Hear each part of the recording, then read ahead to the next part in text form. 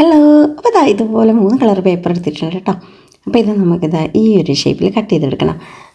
അപ്പോൾ ഞാൻ ഗ്രീന് കുറച്ച് വലുത്, വൈറ്റ് അതിൽ കുറച്ച് ചേർത്ത്, ഓറഞ്ച് ഏറ്റവും ചേർത്ത് അങ്ങനെ കേട്ടോ കട്ട് ചെയ്തിട്ട് അതിൻ്റെ തറ്റത്ത് മാത്രം, ആ താഴത്തെ ഭാഗത്ത് മാത്രം എല്ലാം ഒന്ന് ഒട്ടിച്ചു കൊടുത്തിട്ടുണ്ട്.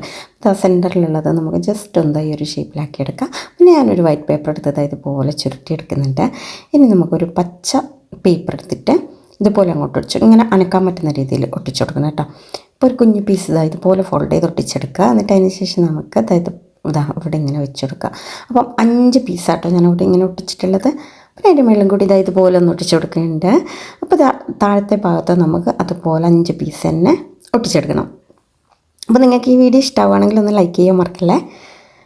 അതിന് ശേഷം കുറച്ച് ഇതുപോലെ ആക്കിയിട്ട് അതിൻ്റെ അറ്റത്തല്ല കുറച്ച് താഴോട്ടായിട്ട് ഇതുപോലെ 5 എണ്ണം നമുക്കതുപോലെ ഒട്ടിച്ചെടുക്കണം.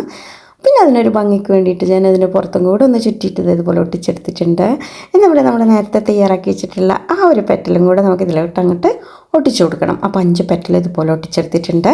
അപ്പം അതിൻ്റെ സെൻറ്ററിൽ വെക്കാനായിട്ട് ഞാൻ ഇതുപോലെ ഒരു ബ്ലൂ പേപ്പർ എടുത്ത് ഇതുപോലെ കുനുകുനാന്ന് കട്ട് ചെയ്തെടുക്കുന്നുണ്ട്. അപ്പോൾ ഇതുപോലെ ചുരുട്ടിയെടുത്തിട്ട് അതിൻ്റെ സെൻറ്ററിലൊന്ന് ഒട്ടിച്ചു കൊടുക്കുന്നുണ്ട്. അപ്പോൾ എങ്ങനെയുണ്ട്? ഫനലൊക്കെ കിട്ടുമല്ലേ? അപ്പോൾ നിങ്ങൾക്ക് ഈ വീഡിയോ ഇഷ്ടമായിട്ടുണ്ടെങ്കിൽ ഒന്ന് കമൻറ്റ് ചെയ്തേക്കണേ. കൂടുതൽ ലൈക്കും.